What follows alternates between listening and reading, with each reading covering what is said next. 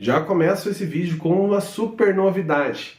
Agora eu sou um dos parceiros da School Editora, que tem diversos lançamentos do mundo do terror, então vocês vão ver mais críticas literárias por aqui, críticas essas de super lançamento. Tô super feliz e saibam que isso é só graças a vocês. Mas hoje a gente vai fazer a crítica de um filme e não de um livro. Filme esse que eu estava muito ansioso. Mas será que vale a pena observar essa trama ou será que é melhor a gente deixar para lá que não vale tanto a pena assim?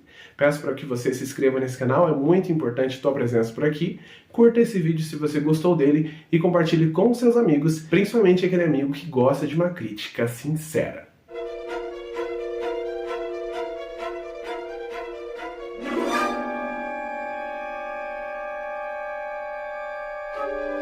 Tudo bem, pessoal? Meu nome é Diego Ferraz, sejam muito bem-vindos ao canal Criptoteca e bem-vindos à crítica do filme Os Observadores, parte 1. Falo parte 1 porque é isso que está escrito no trailer, então eu acho que talvez a gente tenha uma continuação dessa história. Mas será que vale a pena continuar essa trama?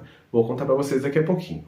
Aqui a nossa personagem principal, logo no início da trama, adota um papagaio, é a única coisa que ela faz no início, e após ela fazer a adoção desse animalzinho, que ela achava que não falava, só que ele acaba repetindo algumas frases, ela decide fazer uma viagem que não fica muito claro para onde é.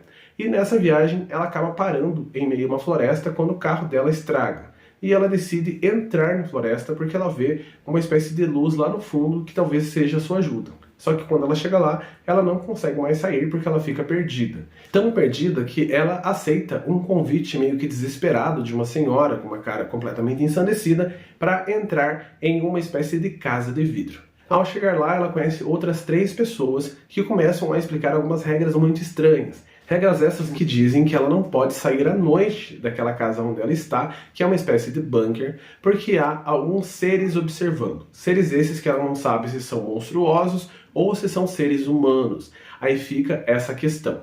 E eis que chega de noite e de fato ela começa a ouvir alguns barulhos extremamente guturais e assustadores e ela acaba comprando essa ideia de que talvez essa floresta não seja tão desabitada quanto ela imaginava. Aqui a gente tem um filme da sobrinha do Shyamalan, que é um diretor já conhecido pelos fãs do terror, conhecido pelos seus altos e baixos. Ele tem ideias inventivas, ou pelo menos pega a ideia inventiva de quadrinhos, livros e coisas afins, e acaba adaptando. E geralmente essas adaptações são ame e odeie. Então, enquanto o nome dele estava encabeçando esse projeto, porque ele também está ali envolvido, ficou aquela questão de que talvez fosse um filme que valesse a pena ver, nem que fosse para odiar no final. Afinal, eu gosto dessa questão desse ame e odeie, porque pelo menos originalidade ele tem. Só que eu vou dizer para vocês que isso ficou apenas para o M. Night. Já a sua sobrinha não tem nada disso. Aqui a gente tem uma história rasa e superficial com os personagens mais sem graça que eu já vi em tela. Se eu tivesse visto desenhos animados, eu veria mais personalidade do que eu vi aqui. Eu não falei o nome das personagens e nem me dei o trabalho de procurar, nem da principal, porque aqui a gente tem pessoas que nem se dão ao trabalho de serem lembradas. A personagem principal é completamente apática o tempo inteiro, mesmo estando sob risco. Então imagina aquela cena onde o personagem está num momento muito traumático, com seres de outro mundo, ou pelo menos um psicopata assassino atrás dele. E ele fica com aquela cara apática, como se nada estivesse acontecido. E essa cara se mantém em todos os momentos. Então essa atriz parece que não fez nenhum esforço para estar nesse filme. E, além disso, ela não tem uma história de vida. A gente não conhece quase nada dela, a não ser uma coisa relacionada à sua irmã. Ela chega lá para um lugar que não fica muito claro, ela não tem nenhum arco de trauma que a gente consiga se apegar a essa personagem, fora uma questão que vai ser contada lá no meio, quase final do filme, momento esse em que a gente está muito pouco se importando com a história da personagem, e ela faz muito sentido para o grupo de outros personagens que estão lá, porque são todos personagens extremamente apáticos.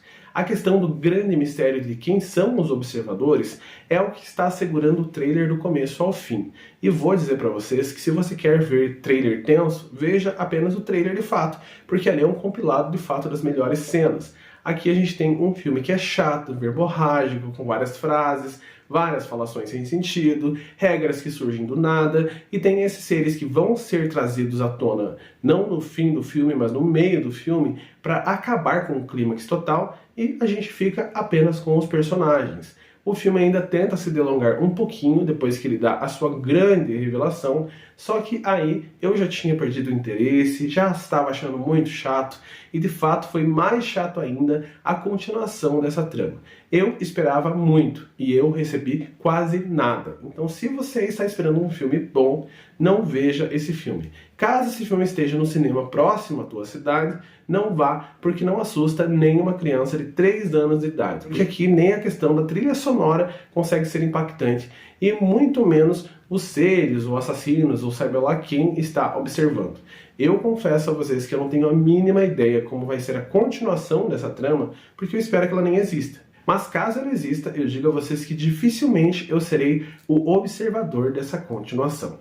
Então finalizo minha crítica agradecendo a cada segundo de vocês por aqui. Caso você tenha visto esse filme e tenha uma opinião contrária à minha, pode escrever tranquilo por aí, adoro ler comentários contrários. E caso você corrobore com a minha opinião, escreva também, que eu adoro comentar falando mal de filmes embaixo aí com vocês. Então obrigado e até a próxima, pessoal.